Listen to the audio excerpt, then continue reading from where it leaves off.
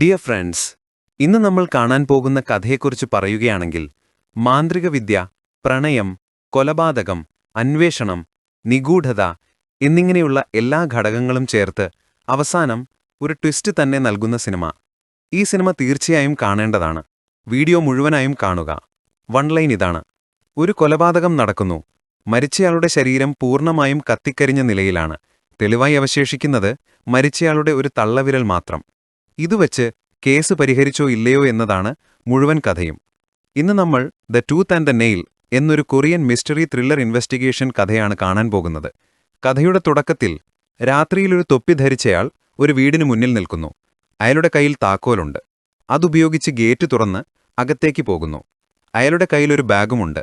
ആ വ്യക്തി വീടിനകത്ത് കയറിയ ഉടൻ തന്നെ പിന്നിൽ നിന്ന് തോക്കുപയോഗിച്ച് ആരോ അയാളെ വെടിവെക്കുന്നു. ഈ വെടിയൊച്ച കേട്ട് പോലീസ് സ്റ്റേഷനിൽ വിളിച്ചപ്പോൾ ഒരു പോലീസ് ഉദ്യോഗസ്ഥൻ വീട്ടിലെത്തി പരിശോധിക്കുന്നു. തറയിലൊരു തള്ളവിരൽ കിടക്കുന്നുണ്ട്. കൂടാതെ ഒരു മൃതദേഹം കത്തുന്നുമുണ്ട്. ഈ ഓഫീസർക്ക് എന്തു ചെയ്യണമെന്ന് അറിയില്ല. അപ്പോൾ പിന്നിൽ നിന്ന് ആരോ വരുന്നു. ആ വ്യക്തിയുടെ കയ്യിൽ തോക്കും കത്തിയുമുണ്ട്. അതിനാൽ ഇയാളായിരിക്കും കൊലപാതകം ചെയ്തതെന്ന് പറഞ്ഞ് അറസ്റ്റ് ചെയ്യുന്നു. ഈ വിഷയവും കോടതിയിലെത്തുന്നു. ഒരു വക്കീൽ വാദിക്കുന്നു: യുവർ ഓണർ, ഡൂജിൻ എന്നൊരു വ്യക്തിയെ ഞങ്ങൾ അറസ്റ്റ് ചെയ്തിട്ടുണ്ട്. കാരണം അയാൾ സായി എന്ന വ്യക്തിയെ കൊലപ്പെടുത്തി. അയാളുടെ ശരീരം കത്തിച്ചു. ഇപ്പോൾ ഞങ്ങൾക്ക് തെളിവായുള്ളത് സായിയുടെ തള്ളവിരൽ മാത്രമാണ് എന്നു പറഞ്ഞ് ആ തള്ളവിരൽ എടുത്തുവെക്കുന്നു. ഇപ്പോൾ കഥ ഫ്ലാഷ് ബാക്കിലേക്ക് പോകുന്നു. ജങ് എന്നൊരു പെൺകുട്ടി ഒരു റെസ്റ്റോറന്റിലേക്ക് വരുന്നു. അവിടെ താടിയൊക്കെയുള്ള ഒരാളോട് ചോദിക്കുന്നു: നിങ്ങളുടെ കയ്യിൽ കുറച്ച് കാശുണ്ടാകുമോ? ടാക്സിക്ക് കൊടുക്കാൻ എൻ്റെ കയ്യിൽ പണമില്ല. ഈ താടിയൊക്കെയുള്ള ആളുടെ പേര് ലീ. അയാൾ ഉടൻ തന്നെ കാശു കൊടുക്കുന്നു. അത് വാങ്ങി ജങ് എന്ന പെൺകുട്ടി പുറത്തിറങ്ങി ടാക്സിക്കാരന് കാശു കൊടുക്കുന്നു. എന്റെ പൊന്നെ, എനിക്ക് കുറച്ചുകൂടി കാശ് വേണം. സർ, നിങ്ങൾ ഓൾറെഡി കൂടുതൽ ചോദിച്ചില്ലേ? ഇത്രയും നേരം ഈ മഞ്ഞിൽ കാത്തുനിന്നതിന് ആരാണ് കാശ് തരുന്നത്? അത് തന്നിട്ട് നിങ്ങളുടെ ബാഗും എടുത്തു പോകൂ എന്ന് പറഞ്ഞ് അയാൾ പ്രശ്നമുണ്ടാക്കുന്നു. ഇത് നമ്മുടെ ലീയും കണ്ട് അയാൾ പുറത്തിറങ്ങി ടാക്സിക്കാരന് കൊടുക്കേണ്ട കാശ് കൊടുത്ത് ആ ബാഗ് വാങ്ങി നമ്മുടെ ജങ്ങിന് കൊടുക്കുന്നു. എന്താണെന്നറിയാത്ത നിങ്ങൾ എന്നെ സഹായിക്കുകയാണല്ലോ, ആരാണ് നിങ്ങൾ എന്ന് ജങ് ചോദിക്കുമ്പോൾ ഉടൻ നമ്മുടെ ലീ ജങ്ങിന്റെ ചെവിയിൽ നിന്നൊരു നാണയമെടുത്ത് അത് കയ്യിൽ വെച്ച് മറച്ചു കാണിക്കുന്നു. എന്റെ പേര് ലീ. ഞാനൊരു മജീഷ്യനാണ്. ഒരു മാജിക് കമ്പനിയിൽ ഞാൻ വർക്ക് ചെയ്യുന്നു. ജോലിയില്ലാത്ത സമയത്ത് ചില ക്ലബ്ബുകളിലൊക്കെ പോയി മാജിക് കാണിക്കാറുണ്ട്. ഇപ്പോൾ എനിക്കൊരു ക്ലബ്ബിലേക്ക് പോകണം. അവിടെ എനിക്കൊരു സഹായിയെ ആവശ്യമുണ്ട്. നിങ്ങൾക്ക് വേണമെങ്കിൽ വരാം. വരുന്നുണ്ടോ എന്ന് ചോദിക്കുമ്പോൾ നമ്മുടെ ലീ വരാമെന്ന് പറയുന്നു. അവർ പേരു പറഞ്ഞു പരിചയപ്പെടുന്നു. ഇപ്പോൾ നമ്മുടെ ലീ ഒരു ക്ലബ്ബിൽ മാജിക് കാണിക്കുകയാണ്. നമ്മുടെ ജങ് ഒരു പ്രേക്ഷകയെപ്പോലെ ഇരിക്കുന്നു. ലീ പറയുന്നു: ഇപ്പോൾ ഞാനൊരു വലിയ പ്രകടനം നടത്താൻ പോകുന്നു. തോക്കുപയോഗിച്ച് നിങ്ങൾ എന്നെ വെടിവെക്കണം. ആ വെടിയുണ്ട എന്റെ വായിൽ വെച്ച് ഞാൻ പിടിക്കും. എന്നെ വെടിവെക്കാൻ ആര് വരുന്നോ? ഞാൻ ആ സുന്ദരിയായ പെൺകുട്ടിയെ തിരഞ്ഞെടുക്കുന്നു എന്ന് പറഞ്ഞ് നമ്മുടെ ജങ്ങിനെ അയാൾ വിളിക്കുന്നു. ജങ്ങിന് തോക്ക് കൊടുക്കുമ്പോൾ അവൾക്ക് ഭയമാണ്. കാരണം അവൾക്ക് മാജിക്കിനെക്കുറിച്ച് ഒന്നും അറിയില്ലല്ലോ. ഇവിടെ നിന്നിട്ട് നീ എന്നെ വെടിവെക്കൂ എന്ന് പറഞ്ഞിട്ട് അയാൾ ഒരു വശത്ത് പോയി നിൽക്കുന്നു. ജങ് വെടിവെക്കുന്നു. തോക്ക് പൊട്ടുന്നില്ല. എന്താ, ഈ തോക്ക് വർക്ക് ചെയ്യുന്നില്ലല്ലോ എന്ന് പറഞ്ഞ് ഞെക്കി പിടിച്ചു നിൽക്കുമ്പോൾ പെട്ടെന്ന് തോക്കിൽ നിന്ന് വെടിവന്ന് അവിടുത്തെ കണ്ണാടിയെല്ലാം തകർന്ന് വെടിയുണ്ട നമ്മുടെ ലീയുടെ നെഞ്ചിൽ തട്ടി അയാൾ താഴെ വീഴുന്നു. പ്രേക്ഷകരെല്ലാം പേടിച്ചു പോകുന്നു. പക്ഷെ പെട്ടെന്ന് വീണ അയാൾ എഴുന്നേറ്റ് ഞാൻ വെടിയുണ്ട പിടിച്ചു എന്ന് പറഞ്ഞ് വായിൽ നിന്ന് വെടിയുണ്ട എടുത്തു കാണിക്കുന്നു. പ്രേക്ഷകരെല്ലാം അഭിനന്ദിക്കുന്നു. ലീ ആ ഷോ ഗംഭീരമായി അവസാനിപ്പിച്ച് ജങ്ങിന്റെ കൂടെ പുറത്തേക്ക് വരുന്നു. ജങ് ലീയോട് ചോദിക്കുന്നു: നിങ്ങൾ എങ്ങനെയാണ് ആ വെടിയുണ്ട പിടിച്ചത്? ഉടൻ നമ്മുടെ ലീ താടിയെല്ലാം പിച്ചിയെടുക്കുന്നു. അതെല്ലാം ഒട്ടിച്ച താടിയാണ്. യഥാർത്ഥത്തിൽ ഇയാൾ ചെറുപ്പക്കാരനാണ്. ആ ട്രിക്ക് ഞാൻ എങ്ങനെയായിരിക്കും ചെയ്തതെന്ന് നീ തന്നെ ഊഹിച്ചു നോക്കൂ. ഒരുപക്ഷെ ആ തോക്കിലുള്ള വെടിയുണ്ട വ്യാജമായിരിക്കും. ഓൾറെഡി ഒരു വെടിയുണ്ട നിങ്ങളുടെ വായിലുണ്ടായിരിക്കുമെന്ന് തോന്നുന്നു, അല്ലേ എന്ന് പറയുമ്പോൾ, എൻ്റെ പൊന്നെ, എത്ര എളുപ്പത്തിലാണ് നീ ഈ ട്രിക്ക് കണ്ടുപിടിച്ചത്. ഈ ട്രിക്ക് പഠിക്കാൻ ഞാൻ എത്ര കാശ് ചെലവാക്കിയിട്ടുണ്ടെന്ന് നിനക്കറിയാമോ? ഉടൻ ജങ് പറയുന്നു: ശരി, ഓക്കെ, നിങ്ങളെന്നെ സഹായിച്ചു. അതിനു പകരമായി ഞാൻ നിങ്ങളെ സഹായിച്ചു. ഇനി താമസിക്കാൻ ഒരു വീടും ജോലിയും എനിക്ക് കണ്ടെത്തണം എന്ന് പറഞ്ഞ് അവളെ പോകുമ്പോൾ ഉടൻ നമ്മുടെ ലീ വിളിക്കുന്നു: നിങ്ങൾക്ക് എന്തുകൊണ്ട് എൻ്റെ മുറിയിൽ താമസിച്ചുകൂടാ? എന്താ, നിങ്ങളുടെ മുറിയിലോ? അല്ല ജങ്, എങ്ങനെ നോക്കിയാലും നീ പകല് ജോലിക്ക് പോകില്ലേ? എൻ്റെ ജോലി മുഴുവനും രാത്രിയിലാണ്. അതുകൊണ്ട് പകൽ സമയത്ത് നീ വീട്ടിലില്ലാത്തപ്പോൾ ഞാൻ വന്നുറങ്ങും. രാത്രിയിൽ ഞാൻ പോയതിനു ശേഷം രാത്രിയിൽ നീ ഉറങ്ങിക്കോളൂ, പ്രശ്നമില്ല. നമ്മൾ രണ്ടുപേരും ഒരുപക്ഷെ കണ്ടുമുട്ടില്ല എന്ന് പറയുമ്പോൾ ജങ് ഓക്കെ എന്ന് പറയുന്നു. പക്ഷെ എനിക്കൊരു ജോലി വേണം. നിങ്ങളൊരു മാജിക് കമ്പനിയിൽ വർക്ക് ചെയ്യുന്നുണ്ടല്ലോ, അവിടെ എന്തെങ്കിലും ജോലി കിട്ടുമോ എന്ന് ചോദിക്കുമ്പോൾ, ശരി വാ, നമുക്ക് നോക്കാം എന്ന് പറഞ്ഞ് ഇയാൾ അവളെ കൂട്ടിക്കൊണ്ടുപോകുന്നു. ആ മാജിക് കമ്പനി യഥാർത്ഥത്തിൽ ഒരു സർക്കസ് പോലെയാണ്. ആ കമ്പനിയുടെ ഉടമസ്ഥൻ ഒരാളുണ്ട്. അയാൾ ജങ്ങിനെ തുറിച്ചു നോക്കുന്നു. കാരണം ലീ ജങ്ങിനെ ആ സർക്കസ് കമ്പനിയിൽ പാചക ജോലിക്ക് നിർത്താനാണ് കൂട്ടിക്കൊണ്ടുവന്നത്. പക്ഷെ ആ ഉടമസ്ഥൻ നോക്കിയിട്ട്, ഈ പെൺകുട്ടി ഇത്രയും സുന്ദരിയായിരിക്കുമ്പോൾ പാചക ജോലിക്ക് നിർത്തണോ? നിന്നോടൊപ്പം ഈ പെൺകുട്ടിയും പ്രകടനം നടത്തണം. നമ്മുടെ സർക്കസ് കമ്പനിക്ക് ഇവളൊരു നല്ല ഡാൻസറായി മാറും എന്ന് പറഞ്ഞ് ഡാൻസ് പരിശീലനങ്ങളെല്ലാം കൊടുക്കുന്നു. അങ്ങനെ പരിശീലനം കഴിഞ്ഞ് അവർ തിരിച്ച് റൂമിലേക്ക് പോകുമ്പോൾ നമ്മുടെ ലീ പറയുന്നു, ഒരു സർക്കസിൽ കോമാളി വേഷമിടുന്നത് എത്ര കഷ്ടമാണ്. കാരണം നമ്മൾ കോമാളിയായി വന്ന് സർക്കസിൽ എല്ലാവരെയും ചിരിപ്പിക്കും, എല്ലാവരും നമ്മളെ നോക്കും. പക്ഷെ ഒരിക്കലും അതെല്ലാം മാറ്റി നമ്മൾ റോട്ടിലേക്ക് വന്നാൽ ആർക്കും നമ്മളെ തിരിച്ചറിയാൻ കഴിയില്ല എന്നയാൾ പറയുന്നു. ഉടൻ ജങ് ശരി ഓക്കെ, നീ എങ്ങനെയാണ് ഈ സർക്കസിൽ ചേർന്നത് എന്ന് ചോദിക്കുമ്പോൾ, ഞാൻ ചേർന്നതല്ല, എന്നെ വിട്ടിട്ട് പോയി. എൻ്റെ അമ്മയും അച്ഛനും മരിച്ചതിന് ശേഷം ഒരാൾ എന്നെ എടുത്തുകൊണ്ടുപോയി ഈ സർക്കസിൽ 10 രൂപയ്ക്ക് വിറ്റു എന്ന് കാഷ്വലായി ഇയാൾ പറയുമ്പോൾ ജങ്ങിന് വിഷമം തോന്നുന്നു. അതിനുശേഷം സർക്കസിൽ പോസ്റ്ററിന് വേണ്ടി ഫോട്ടോ എല്ലാം എടുക്കുന്നു. നമ്മുടെ ജങ് വളരെ മികച്ച വസ്ത്രത്തിൽ വരുന്നു. അങ്ങനെ ഫോട്ടോസ് എടുക്കുന്നു, ഷോയും ആരംഭിക്കുന്നു. ജങ്ങിന്റെ ഡാൻസ് പെർഫോമൻസ്, നമ്മുടെ ലീയുടെ മാജിക് പെർഫോമൻസ് എല്ലാം മികച്ച രീതിയിൽ പോകുന്നു. അങ്ങനെ പല ദിവസങ്ങൾ കടന്നു പോകുന്നു. അവർക്കിടയിൽ സൗഹൃദം വർദ്ധിക്കാൻ തുടങ്ങുന്നു. അത് പ്രണയമായി മാറുന്നു. അതോടൊപ്പം ലീ ജങ്ങിന് മോതിരം ഇട്ടുകൊടുത്ത് അവർ വിവാഹിതരാകുന്നു. ഇപ്പോൾ കഥ നിലവിലെ സമയത്തേക്ക് വരുന്നു, ആ കോടതി സീനിലേക്ക്. കൊലപാതകം നടന്ന സ്ഥലത്തു നിന്ന് കിട്ടിയ രക്തവും കൊലയാളി ഉപയോഗിച്ച ആയുധത്തിലെ രക്തവും ആ തള്ളവിരലിലെ രക്തഗ്രൂപ്പും എല്ലാം മാച്ച് ചെയ്യുന്നുണ്ടെങ്കിൽ തീർച്ചയായും മരിച്ചത് സായി എന്ന വ്യക്തിയാണ്. കൊല ചെയ്തത് ഡൂജിൻ എന്നൊരാൾ. അതുകൊണ്ട് ആ ഡൂജിന് ശിക്ഷ നൽകൂ എന്ന് പറഞ്ഞ വക്കീലന്മാർ കോടതിയിൽ ജഡ്ജിയോട് സംസാരിക്കുന്നു. വീണ്ടും കഥ ഫ്ലാഷ് ബാക്കിലേക്ക് പോകുന്നു. നമ്മുടെ ലീ തന്റെ വീട്ടിലേക്ക് പോയിക്കൊണ്ടിരിക്കുകയാണ്. അപ്പോൾ വരുന്ന വഴിയിൽ മാർക്കറ്റിൽ വെച്ച് തന്റെ ഭാര്യ ജങ് ഒരു സ്ത്രീയോടെന്തോ ഒരു എൻവലപ്പ് പോലെ കൊടുക്കുന്നത് ലീ ജനലിലൂടെ കാണുന്നു. എന്താണെന്ന് മനസ്സിലാകുന്നില്ല. വീട്ടിൽ പോയി ജങ് വന്നതിന് ശേഷം ചോദിക്കുന്നു, അല്ല, നീ ഒരു സ്ത്രീയെ കാണുകയും എന്തോ കൊടുക്കുകയും ചെയ്തല്ലോ, എന്താ സംഭവം എന്ന് ചോദിക്കുമ്പോൾ, അതൊന്നുമില്ല, ആ സ്ത്രീ എന്തോ ഒരു സാധനം താഴെയിട്ടു, അവരുടെ ആ സാധനം ഞാൻ എടുത്തു കൊടുത്തതാണ് എന്നവൾ പറയുന്നു. അതോടൊപ്പം നമ്മുടെ ലീ ജങ്ങിനോട് പറയുന്നു, നമ്മൾ ഇവിടെ പെർഫോം ചെയ്യുന്നതിനേക്കാൾ ബുസാനിൽ പോയി പെർഫോം ചെയ്താൽ അവിടെ പുതിയ ആളുകളുണ്ടാകും, ഒരുപാട് പണവും സമ്പാദിക്കാം എന്ന് പറയുമ്പോൾ ബുസാൻ എന്ന സ്ഥലത്തിന്റെ പേര് കേട്ടോടൻ തന്നെ ജങ്ങിന്റെ മുഖം മാറുന്നു. പക്ഷെ ലീയുടെ അടുത്തൊന്നും കാണിക്കാതെ ശരി ശരി പോകാം എന്ന് പറഞ്ഞ് അവിടേക്ക് പോകാൻ തുടങ്ങുന്നു. ആ സ്ഥലത്ത് പോയി ഷോ നടത്താൻ പോകുന്നു. അതുകൊണ്ട് നമ്മുടെ ജങ്ങിന്റെയും ലീയുടെയും പോസ്റ്ററുകളെല്ലാം ബുസാൻ മുഴുവൻ ഒട്ടിക്കുന്നു. ആ പോസ്റ്റർ ആരോ ഒരു അജ്ഞാതൻ കാണുകയാണ്. അയാൾ ആ പോസ്റ്ററിലുള്ള നമ്മുടെ ജങ്ങിന്റെ മുഖം മാത്രം കീറിയെടുക്കുന്നു. ലീയും ജങ്ങും മാജിക് പെർഫോമൻസുകളെല്ലാം ചെയ്യുന്നു. അത് കഴിഞ്ഞ ഉടൻ തന്നെ ജങ്ങിന് ദേഹാസ്വാസ്ഥ്യമുണ്ടാകുന്നു. ശരി ഓക്കെ, നീ വിശ്രമിക്കൂ, ഞാൻ മറ്റു ഷോകളെല്ലാം നോക്കിക്കൊള്ളാം എന്ന് പറഞ്ഞ് ലീ പോകുന്നു. ജങ് റൂമിലിരിക്കുകയാണ്. എന്തോ ഒരു സാധനം അവൾ എടുത്തു നോക്കുന്നു. അത് കട്ടിലിനടിയിൽ ഒളിപ്പിച്ചു വെച്ചിട്ട് അവൾ പുറത്തേക്ക് പോകുന്നു. നമ്മുടെ ലീയും ജോലിയെല്ലാം കഴിഞ്ഞ് തിരിച്ച് റൂമിലേക്ക് വരുന്നു. അപ്പോൾ റിസപ്ഷനിലുള്ളയാൾ നിങ്ങളുടെ ഭാര്യയ്ക്ക് ഒരു കത്ത് വന്നിട്ടുണ്ട് എന്ന് പറഞ്ഞൊരു കത്ത് കൊടുക്കുന്നു. ലീ റൂമിൽ പോയി അത് എന്താണെന്ന് വായിച്ചു നോക്കുന്നു. നിന്റെ കയ്യിലല്ലേ കോപ്പർ പ്ലേറ്റ് ഭദ്രമായുള്ളത്, അത് വെച്ചോളൂ, ഇന്ന് രാത്രി ഞാൻ വന്ന് വാങ്ങിക്കോളാം എന്ന രീതിയിലാണ് ആ കത്തിലുള്ളത്.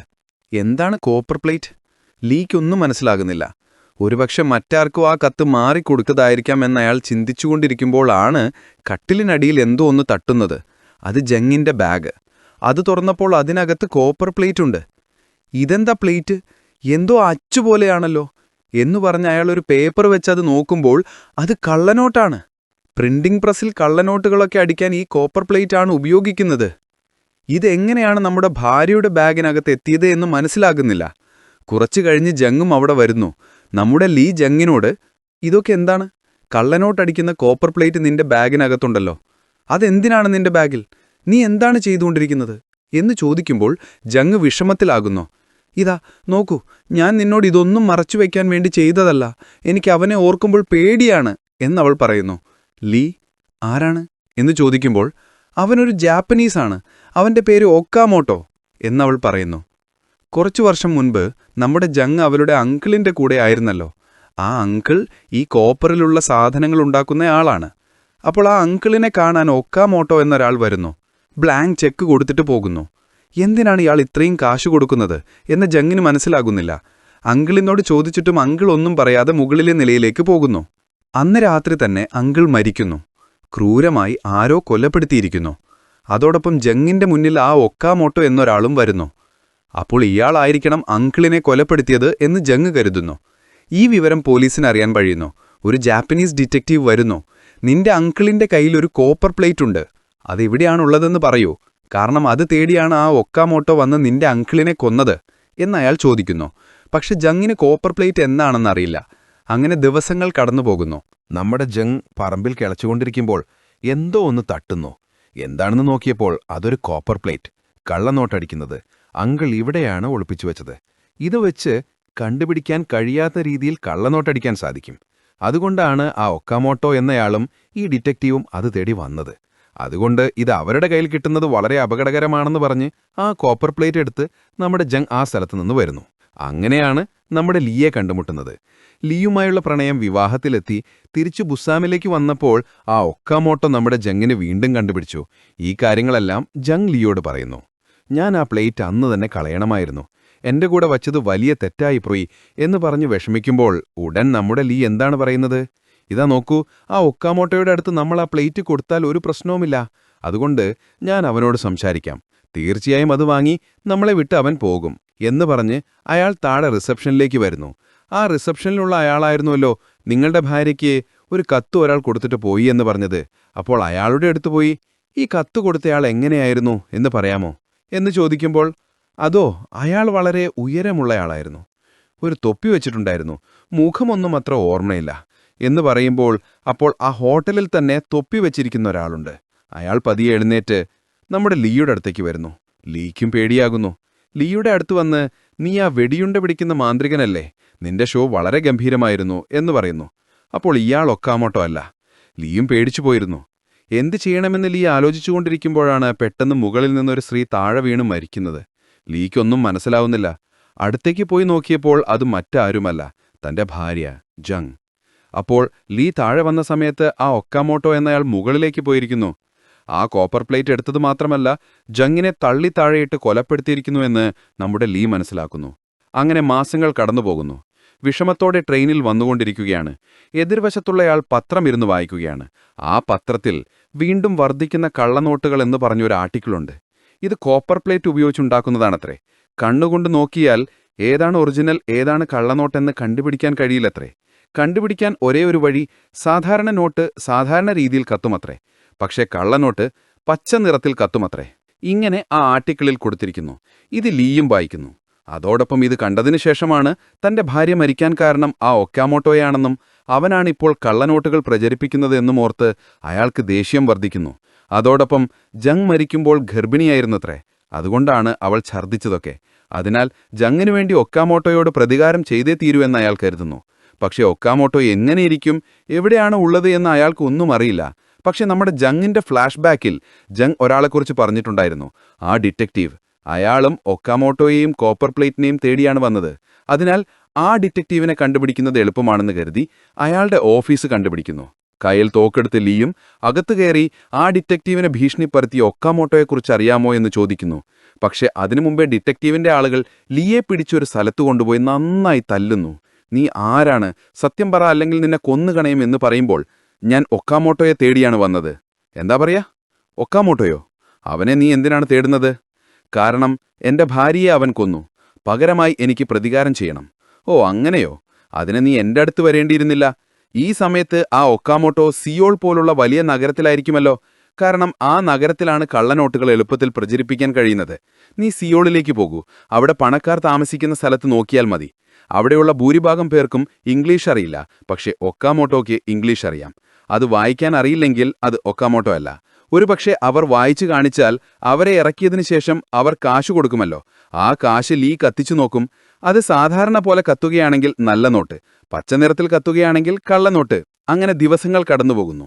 ഒരുപാട് പണക്കാരെ അയാൾ എടുക്കുകയും ഇറക്കുകയും ചെയ്യുന്നു. അപ്പോഴാണ് ഒരു ജാപ്പനീസ് പണക്കാരൻ ലീയുടെ ടാക്സിക്കുള്ളിൽ കയറുന്നത്. അയാൾ ആ ഇംഗ്ലീഷ് വാക്കും വായിക്കുന്നു. അയാൾ ഒരു ക്ലബ്ബിലേക്ക് പോകാൻ പറയുന്നു. ആ ക്ലബ്ബിൽ പോയതിനു ശേഷം ലീക്ക് കാശ് കൊടുക്കുന്നു. ലീ ഉടൻ ആ കാശ് കത്തിച്ചു നോക്കിയപ്പോൾ അത് പച്ച നിറത്തിൽ കത്തുന്നു. അപ്പോൾ ഇയാൾ ഒക്കാമോട്ടോയായിരിക്കുമോ എന്ന് ലീക്ക് തോന്നുന്നു. പക്ഷെ ഒരുപക്ഷെ ആ കള്ളനോട്ട് അറിയാതെ ഇയാളുടെ കയ്യിൽ വന്നതായിരിക്കാം. അതുകൊണ്ട് നമ്മൾ തെറ്റായ ആളെ കൊല്ലാൻ പാടില്ല എന്ന് പറഞ്ഞ് ക്ലബ്ബിലേക്ക് പോയി ആ വ്യക്തിയെ പിന്തുടരാൻ തുടങ്ങുന്നു. ആ വ്യക്തിയുടെ കൂടെ ഒരു സ്ത്രീയുണ്ട്. ഡിറ്റക്റ്റീവ് പറഞ്ഞത് ഓർമ്മ വരുന്നു, ആ ഒക്കാമോട്ടോയുടെ കൂടെ എപ്പോഴും ഒരു പെൺകുട്ടി ഉണ്ടായിരിക്കുമെന്ന്. അതോടൊപ്പം ആ സ്ത്രീ മറ്റാരുമല്ല, ലീ കണ്ടിരിക്കുമല്ലോ തന്റെ ഭാര്യ എന്തോ ഒരു സാധനം ഒരു സ്ത്രീക്ക് കൊടുക്കുന്നത്. ആ സ്ത്രീയാണിവൾ. അപ്പോൾ ലീ ഉറപ്പിക്കുന്നു, ഇവനാണ് ഒക്കാമോട്ടോ എന്ന്. തിരിച്ച് ആ ഒക്കാമോട്ടോയെ എടുക്കണമെന്ന് പറഞ്ഞ് പുറത്ത് കാത്തു നിൽക്കുന്നു. ആരെങ്കിലും വന്നാൽ വെയിറ്റിംഗ് എന്ന് പറയുന്നു. കൃത്യമായി അതിന് യോജിച്ചതുപോലെ ഒക്കാമോട്ടോയും ആ സ്ത്രീയും തന്റെ കാറിനടുത്തേക്ക് വരുന്നു. നമ്മുടെ ലീയും എഴുന്നേറ്റ് തന്റെ കയ്യിൽ തോക്കുണ്ടല്ലോ അത് വെച്ച് ഒക്കാമോട്ടോയെ വെടിവെക്കാൻ കരുതുന്നു. പക്ഷെ ഇപ്പോൾ വെടിവെച്ചാൽ ഉടൻ അയാൾ മരിച്ചുപോകും. തന്റെ ഭാര്യയെ കൊന്നതിന് അയാൾ അത്ര എളുപ്പത്തിൽ മരിക്കാൻ പാടില്ല എന്ന് പറഞ്ഞ് കൊല്ലാൻ ശ്രമിക്കാതെ ഒക്കാമോട്ടോയെ കാറിൽ കയറ്റി അയാളുടെ സ്ഥലത്തിറക്കി ഒക്കാമോട്ടോയുടെ സ്ഥലവും ലീ കണ്ടുപിടിച്ചിരിക്കുന്നു. അവിടെ എങ്ങനെയെങ്കിലും കയറിപ്പറ്റാൻ ലീ ആലോചിക്കുകയാണ്. അതുകൊണ്ട് അടുത്ത ദിവസം തന്നെ ഒക്കാമോട്ടോയെ പോയി കണ്ട്, സാർ, നിങ്ങൾ ഇന്നലെ കാറിൽ വരുമ്പോൾ എനിക്ക് ജോലി തരാമെന്ന് പറഞ്ഞിരുന്നല്ലോ. നിങ്ങൾ പറഞ്ഞത് വിശ്വസിച്ച് ഈ ടാക്സി ഡ്രൈവർ ജോലിയും ഞാൻ ഉപേക്ഷിച്ചു സാർ. ദയവായി എന്നെ ജോലിക്കെടുക്കൂ എന്ന് ലീ കരഞ്ഞ് വളരെ മികച്ച അഭിനയം കാഴ്ചവെക്കുന്നു. അതൊരു പക്ഷേ ഞാൻ മദ്യലഹരിൽ പറഞ്ഞതായിരിക്കാം. സാർ, നിങ്ങൾക്ക് അതൊരു അബദ്ധമായിരിക്കാം സാർ. എനിക്കതൊരു അപ്പോയിൻമെന്റ് ഓർഡർ പോലെയായിരുന്നു. നിങ്ങളെ വിശ്വസിച്ച് ഞാൻ വന്നു സാർ. ദയവായി സാർ എന്ന് ചോദിക്കുമ്പോൾ ആ ഒക്കാമോട്ടോയും ശരി, ഓക്കെ എന്ന് പറഞ്ഞ് ഡ്രൈവറായി ജോലിക്കെടുക്കുന്നു. ലീക്ക് സന്തോഷമാകുന്നു, കാലിലൊക്കെ വീഴുന്നു. ഗംഭീര അഭിനയം കാഴ്ചവെച്ച്, അയ്യോ, നിങ്ങളുടെ പേരെന്താണെന്ന് എനിക്കറിയാൻ കഴിയുമോ എന്ന് ചോദിക്കുമ്പോൾ ഒക്കാമോട്ടോ തന്റെ പേര് ഡൂജിൻ എന്ന് പറയുന്നു. ഇതാണ് അയാളുടെ യഥാർത്ഥ പേര്. ഒക്കാമോട്ടോ എന്നത് അയാളുടെ വിളിപ്പേര് പോലെയാണ്. പക്ഷെ നമ്മുടെ ലീ യഥാർത്ഥ പേര് സായ് എന്നാണ് പറഞ്ഞത്. മജിഷ്യനായ അയാളുടെ സ്റ്റേജ് നെയിം ലീ ആണ്. അങ്ങനെ ഒക്കാമോട്ടോയുടെ അടുത്ത് തന്റെ യഥാർത്ഥ പേരായ സായ് എന്ന് പറഞ്ഞ് ജോലിക്ക് ചേരുന്നു. ഒക്കാമോട്ടോയെ കൂട്ടിക്കൊണ്ട് ഒരുപാട് സ്ഥലങ്ങളിൽ പോകുന്നു. ഒക്കാമോട്ടോ എന്തൊക്കെ ചെയ്യുന്നു എന്ന് എല്ലാം ശ്രദ്ധിക്കുന്നു. ഒക്കാമോട്ടോയുടെ റൂമിന് മുകളിലാണ് നമ്മുടെ ലീയുടെ റൂം. തറയിൽ തുളകളിട്ട് ഒക്കാമോട്ടോ എന്തൊക്കെ ചെയ്യുന്നു എന്നെല്ലാം ശ്രദ്ധിച്ചുകൊണ്ടിരിക്കുന്നു. ഒക്കാമോട്ടോയുടെ പദ്ധതി എന്താണെന്ന് വെച്ചാൽ അയാളുടെ കയ്യിലുള്ള ആ വ്യാജ പണമെല്ലാം ക്ലബ്ബിൽ കൊണ്ടുപോയി അവിടെ വാരിയെറിയുന്നു. ചില നിയമവിരുദ്ധ ഡീലുകൾക്കൊക്കെ ഈ പണം ഉപയോഗിക്കുന്നു. ഒക്കാമോട്ടോയുടെ കൂടെയുള്ള ആ സ്ത്രീയും ഈ കാര്യങ്ങൾ എല്ലാത്തിനും സഹായിക്കാൻ തുടങ്ങുന്നു. ആ കോപ്പർ പ്ലേറ്റ് ഉപയോഗിച്ച് ഒക്കാമോട്ടോ നേരിട്ട് പ്രിന്റ് ചെയ്യുന്നില്ല.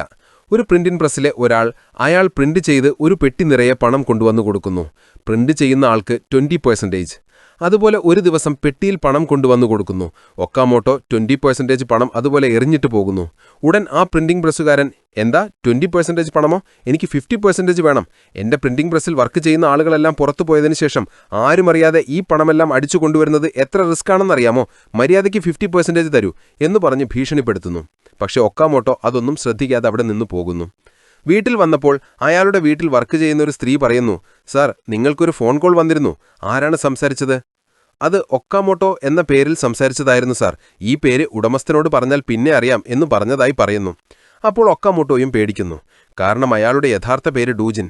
മറ്റെല്ലാവർക്കും ഒക്കാമോട്ടോ എന്നൊരാളുണ്ടെന്നറിയാം, പക്ഷേ അത് ഇയാളാണെന്നറിയില്ല.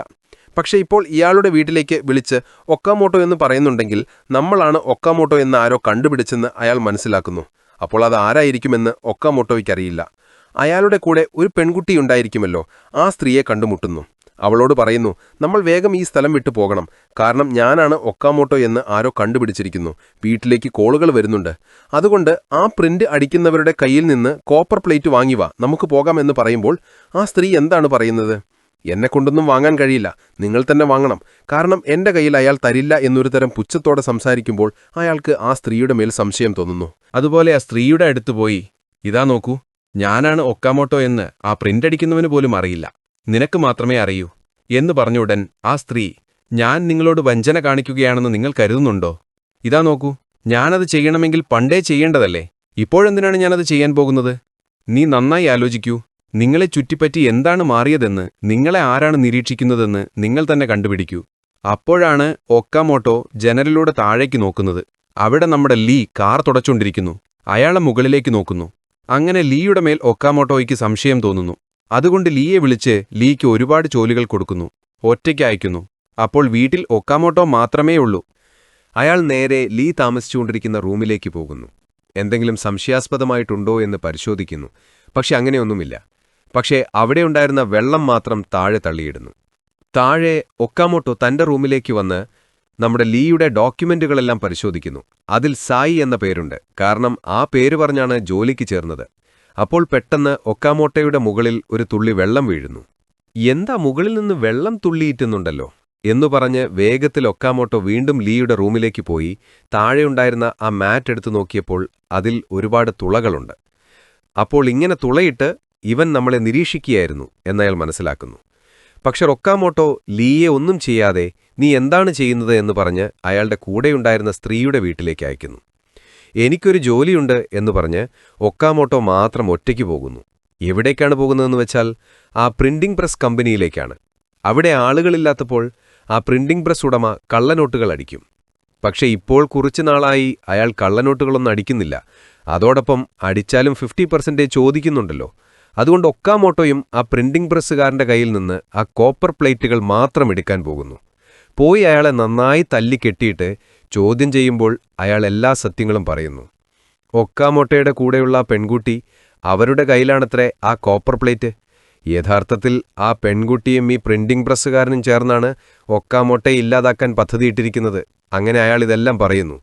പക്ഷെ അതൊന്നും ഒക്കാമോട്ടോ കേൾക്കാതെ ആ പ്രിന്റിംഗ് പ്രസ്സുകാരനെ ജീവനോടെ കത്തിച്ചിട്ട് അവിടെ നിന്ന് നേരെ ആ സ്ത്രീയെ കാണാൻ വരുന്നു. ഇവിടെ ഓൾറെഡി ആ സ്ത്രീയുടെ അടുത്താണ് നമ്മുടെ ലീ ഇരിക്കുന്നത്. ആ സ്ത്രീ ലീയെ കണ്ടയുടൻ "വരൂ മജിഷ്യൻ, എങ്ങനെയുണ്ട്?" എന്ന് ചോദിക്കുമ്പോൾ അയാൾ ഞെട്ടുന്നു. "നിനക്കെങ്ങനെയാണ് എന്നെ അറിയുന്നത്? ഒക്കാമോട്ടോയ്ക്ക് എന്നെക്കുറിച്ച് അറിയാമോ?" എന്ന് ചോദിക്കുമ്പോൾ അവനൊന്നും അറിയില്ല. പക്ഷെ നിങ്ങൾ വന്നയുടൻ ഞാൻ കണ്ടുപിടിച്ചു. "നിങ്ങൾ എന്തു ചെയ്യാനാണിപ്പോൾ പോകുന്നത്? അവനെ കൊല്ലാൻ പോവുകയാണോ?" "പിന്നെന്റെ ഭാര്യയെ അവൻ കൊന്നില്ലേ? അവനെ കൊല്ലാതെ ഞാൻ വിടില്ല. നീ അവന്റെ കൂടെ എപ്പോഴും നടക്കുന്ന പെണ്ണല്ലേ, നിനക്കെന്തറിയാനാ?" എന്നയാൾ ചോദിക്കുമ്പോൾ, "എന്ത്? നീ എപ്പോഴും നടക്കുകയാണോ? എനിക്കും ഒക്കാമോട്ടോയ്ക്കും തമ്മിൽ ഒരു ബന്ധവുമില്ല. ഒക്കാമോട്ടോയുടെ കൂടെ എപ്പോഴും നടന്നിരുന്ന പെണ്ണ് മറ്റാരുമല്ല, അത് നിന്റെ ഭാര്യയായിരുന്നു" എന്ന് പറയുമ്പോൾ അയാൾ ഞെട്ടുന്നു. ആ സ്ത്രീയും പറയുന്നു, "നിങ്ങളുടെ ഭാര്യയെ ജങ്ങും ആ ഒക്കാമോട്ടോയും ചേർന്ന് കള്ളനോട്ടുകൾ അടിച്ച് അത് പ്രചരിപ്പിച്ചുകൊണ്ടിരിക്കുകയായിരുന്നു. പെട്ടെന്നെന്തായി എന്നറിയില്ല, നിങ്ങളുടെ ഭാര്യയ്ക്ക് മനസ്സുമാറി. ആ കോപ്പർ പ്ലേറ്റ് എടുത്ത് അവിടെ നിന്ന് രക്ഷപ്പെട്ട് നിങ്ങളുടെ കൂടെ വന്ന് താമസിക്കുകയായിരുന്നു. ഞാനാണല്ലോ അവളെ ആദ്യം കണ്ടുപിടിച്ചത്. അപ്പോൾ അവൾ എന്റെ കയ്യിലൊരു കത്ത് തന്നു എന്ന് പറയുന്നു. ഇത് ലീയും കണ്ടിരിക്കുമല്ലോ. ആ കത്തിൽ എന്താണെന്നാണ് നിങ്ങൾ കരുതിയത്? ഒക്കാമോട്ടോയ്ക്കാണ് നിങ്ങളുടെ ഭാര്യ കത്തെഴുതിയത്. ഇപ്പോഴും നിങ്ങളുടെ ഭാര്യ ഒക്കാമോട്ടോയെ സ്നേഹിച്ചുകൊണ്ടിരിക്കുകയായിരുന്നത്രേ. പക്ഷെ ഒക്കാമോട്ടോ ചെയ്യുന്ന ജോലി ഇഷ്ടമായില്ലായിരുന്നു. ആ ജോലി ഉപേക്ഷിച്ച് വാ, നമുക്കൊരുമിച്ച് ജീവിക്കാം എന്നു പറഞ്ഞ് വിളിച്ചിരിക്കുകയാണ്. പക്ഷെ ഒക്കാമോട്ടോയ്ക്ക് ആ കള്ളനോട്ടടിക്കുന്ന ജോലി ഉപേക്ഷിക്കാൻ തീരെ ഇഷ്ടമായിരുന്നില്ല. അതുകൊണ്ട് നിങ്ങളുടെ ഭാര്യയെ മുകളിൽ നിന്ന് താഴെ ഇട്ട് കൊന്നു. ലീക്ക് ദേഷ്യം വരുന്നു. "നീ നുണ പറയരുത്. എന്റെ ഭാര്യ അങ്ങനെ ഒന്നും പറഞ്ഞിട്ടുണ്ടാകില്ല. എന്റെ ഭാര്യ വേറെ കാര്യമാണ് പറഞ്ഞത്. എന്റെ ഭാര്യയുടെ അങ്കിളിനെ ആ ഒക്കാമോട്ടോ കൊന്നു. പറമ്പ് കിളയ്ക്കുമ്പോൾ എന്റെ ഭാര്യയ്ക്ക് ആ കോപ്പർ പ്ലേറ്റ് കിട്ടി. അതെടുത്തോണ്ടല്ലേ അവൾ വന്നത്." "ഓ, ആ കഥയോ? അത് നിന്നെ പറ്റിക്കാൻ വേണ്ടി നിന്റെ ഭാര്യ നിന്നോട് പറഞ്ഞതാണ്. ഞാൻ പറഞ്ഞതാണ് സത്യം." അങ്ങനെ ഒരു രാത്രി ആ ലേഡി വീട്ടിലുണ്ടായിരുന്നപ്പോൾ ഒക്കമോട്ടോ അവിടേക്കെത്തി. പ്രിന്റിംഗ്കാരൻ എല്ലാം ഒക്കമോട്ടോയോട് പറഞ്ഞതുകൊണ്ട് തന്നെ അയാൾ നല്ല ദേഷ്യത്തിലാണ് അങ്ങോട്ട് വന്നത്. ഒക്കമോട്ടോ ആ ലേഡിയെ വിരട്ടി കാര്യങ്ങൾ ചോദിക്കുന്നു. അപ്പോൾ അവൾ പറയുന്നു, തനിക്ക് കുറച്ച് പണം ആവശ്യമുള്ളതുകൊണ്ടാണ് ഇങ്ങനെയെല്ലാം ചെയ്യേണ്ടി വന്നത്. നിങ്ങളെ ഭയപ്പെടുത്താൻ വേണ്ടിയാണ് ഒക്കമോട്ടോ എന്ന നിങ്ങളുടെ പേര് വീട്ടിൽ ഫോൺ വിളിച്ചു പറഞ്ഞതെന്നും അവർ വെളിപ്പെടുത്തി. ഇത് കേട്ട് ഒക്കമോട്ടോയ്ക്ക് ദേഷ്യം അടക്കാനായില്ല. താൻ ജോലിക്ക് വെച്ച ഡ്രൈവർ സീലിംഗിലൊരു ദ്വാരമുണ്ടാക്കി തന്നെ നിരീക്ഷിച്ചിരുന്നെന്നും അതിന്റെ കാരണമെന്താണെന്നും ഒക്കമോട്ടോ അവളോട് ചോദിച്ചു. ഡ്രൈവറുമായി എനിക്കൊരു ബന്ധമില്ലെന്നും അത് ഒക്കമോട്ടോയുടെയും ഡ്രൈവറുടെയും ഇടയിലുള്ള പ്രശ്നമാണെന്നും ലേഡി മറുപടി നൽകി. കോപ്പർ പ്ലേറ്റ് തനിക്ക് ഇപ്പോൾ വേണമെന്ന് ഒക്കമോട്ടോ ആവശ്യപ്പെട്ടപ്പോൾ അത് ഡ്രൈവറുടെ കയ്യിലുണ്ടെന്നും താനാണത് കൊടുത്തയച്ചതെന്നും ലേഡി പറഞ്ഞു. ഇതുകൂടി കേട്ടതോടെ ദേഷ്യത്തിൽ ഒക്കമോട്ടോ ആ ലേഡിയെ കൊലപ്പെടുത്തി. രാത്രി ഒരു ബാഗുമായി ഒക്കമോട്ടോ തന്റെ വീട്ടിലേക്ക് എത്തുന്നു. ഇത് നമ്മൾ കഥയുടെ തുടക്കത്തിൽ കണ്ട രംഗമാണ്. ഒക്കമോട്ടോ അകത്ത് കയറിയതും ലീ തോക്കുമായി മുന്നിൽ നിന്നു. താൻ രണ്ടുപേരെ കൊലപ്പെടുത്തിയെന്നും ഇനി ലീ മാത്രമേ അവശേഷിക്കുന്നുള്ളൂ എന്നും ഒക്കമോട്ടോ പറഞ്ഞു. തന്നെ കൊലപ്പെടുത്താൻ വേണ്ടി മറ്റാരെങ്കിലും പറഞ്ഞയച്ചതാണോ എന്ന് ഒക്കമോട്ടോ ചോദിച്ചപ്പോൾ താൻ പ്രതികാരം ചെയ്യാനാണ് വന്നതെന്ന് ലീ മറുപടി നൽകി. ഇത് കേട്ടതും ഒക്കമോട്ടോ ലീയുടെ വയറ്റിൽ കത്തികൊണ്ട് കുത്തി. തുടർന്ന് ഇരുവരും തമ്മിൽ മൽപ്പിടുത്തമുണ്ടായി. അടിപിടിക്കിടെ ലീ താഴെ വീണു. ആ സമയം തന്നെ അവിടെ ഉണ്ടായിരുന്ന ഒരു ബാഗ് കണ്ട് ലീ ഞെട്ടി. ബാഗിനുള്ളിൽ എന്താണെന്ന് അപ്പോൾ അയാൾക്ക് വ്യക്തമായിരുന്നില്ല.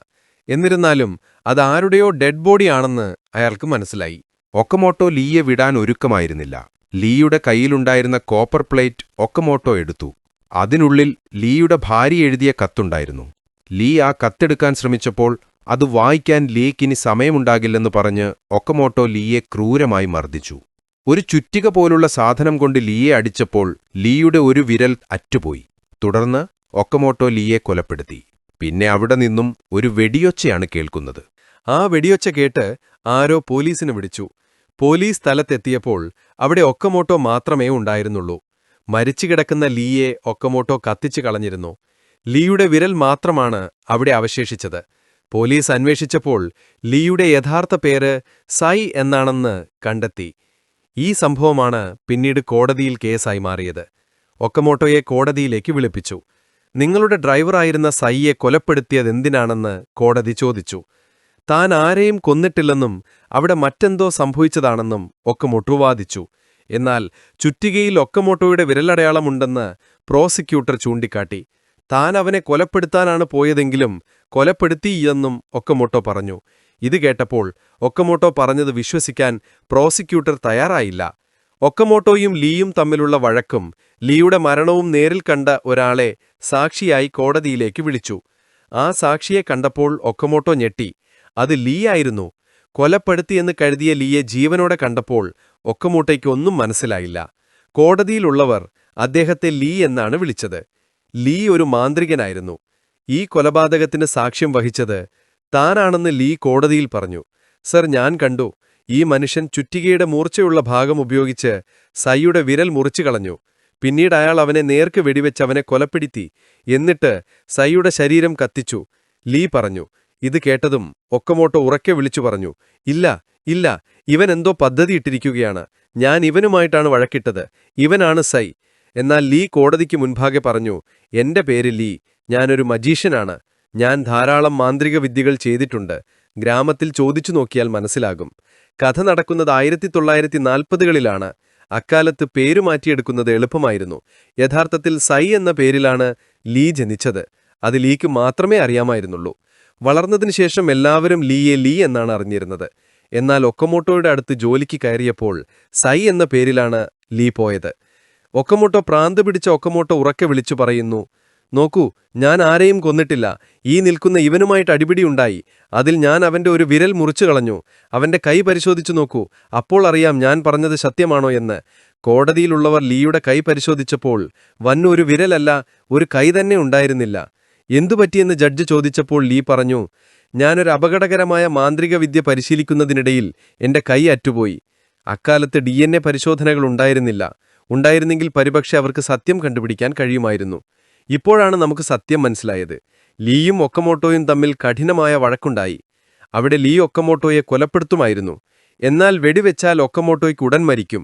ഒക്കമോട്ടോയ്ക്ക് ശിക്ഷ നൽകണമെന്ന് ലീ തീരുമാനിച്ചു. അങ്ങനെ ഒക്കമോട്ടോയെ ലീ അടിച്ചു ബോധം കെടുത്തി. ലീയുടെ ഭാര്യ എഴുതിയ കത്ത് ലീ സൂക്ഷിച്ചിരുന്നു. ഭാര്യ കത്തിൽ എഴുതിയിരുന്നത് ഇതാണ്: എന്റെ ലീയെ ഞാൻ ജീവന് തുല്യം സ്നേഹിക്കുന്നു. എന്റെ ലോകം അവനാണ്. ഞാൻ അവനോടൊപ്പമായിരിക്കും. നിങ്ങൾക്ക് കോപ്പർ പ്ലേറ്റ് വേണമെങ്കിൽ ഞാനത് നൽകാം. എടുത്തു പൊയ്ക്കോളൂ. എന്റെ ജീവിതത്തിൽ ഇനി നിങ്ങളെ കാണാൻ ഞാൻ ആഗ്രഹിക്കുന്നില്ല. ഒക്കമോട്ടോയെ വെറുത്താണ് ലീയുടെ ഭാര്യ ഈ കത്തെഴുതിയത്. അപ്പോൾ ഒക്കമോട്ടോയുടെ കൂടെയുണ്ടായിരുന്ന ആ സ്ത്രീ വെറുതെ കള്ളം പറയുകയായിരുന്നു. ആ കത്ത് കിട്ടിയപ്പോൾ ഒക്കമോട്ടോയ്ക്ക് ദേഷ്യം വന്നു. ലീയെ സ്നേഹിക്കുന്നതുകൊണ്ടാണ് ലീയുടെ ഭാര്യയെ ഒക്കമോട്ടോ മുകളിൽ നിന്നും താഴേക്കെറിഞ്ഞു കൊലപ്പെടുത്തിയത്. ഇത് മനസ്സിലാക്കിയ ലീ തന്റെ ഭാര്യയെ ഓർത്ത് വളരെയധികം സങ്കടപ്പെട്ടു. ഒക്കമോട്ടോയ്ക്ക് ജയിൽ ശിക്ഷ ലഭിക്കണമെന്ന് ലീ തീരുമാനിച്ചു. താൻ മരിച്ചുവെന്ന് തോന്നിക്കുന്ന തരത്തിൽ ഒരു പദ്ധതി ലീ തയ്യാറാക്കി. ഒക്കമോട്ടോയുടെ ബാഗ് കണ്ട് ലീ ഞെട്ടിയല്ലോ. യഥാർത്ഥത്തിൽ ഒക്കമോട്ടോ അയാളുടെ കൂടെ നിന്ന് ചതിച്ച ആ സ്ത്രീയെ കൊലപ്പെടുത്തി ബോഡി കുറെ ഭാഗങ്ങളാക്കി ബാഗിലിട്ടാണ് കൊണ്ടുവന്നത്. ഇത് കണ്ടാണ് ലീ ഞെട്ടിയത്. തുടർന്ന് ലീ ആ സ്ത്രീയുടെ ശരീരം ബാഗോടുകൂടി തീയിലിട്ട് കത്തിച്ചു. തന്റെ മുറിഞ്ഞുപോയ വിരൽ മാത്രം അവിടെ വെച്ച് വെള്ളത്തിൽ മുക്കി രക്തം മുഴുവൻ കലക്കി താൻ മരിച്ചുവെന്ന് തോന്നിക്കുന്ന തരത്തിൽ എല്ലാം ഒരുക്കി. ബോധരഹിതനായ ഒക്കമോട്ടോയുടെ കയ്യിൽ തോക്കുവെച്ച് എല്ലാം കൃത്യമായി ആസൂത്രണം ചെയ്തു. പോലീസിനെ വിളിച്ച് വെടിയൊച്ച കേട്ടതും താനൊരു കൊലപാതകം കണ്ടുവെന്ന് പറഞ്ഞതും ലീ തന്നെയായിരുന്നു. ലീ ആസൂത്രണം ചെയ്തതുപോലെ എല്ലാം നടന്നു.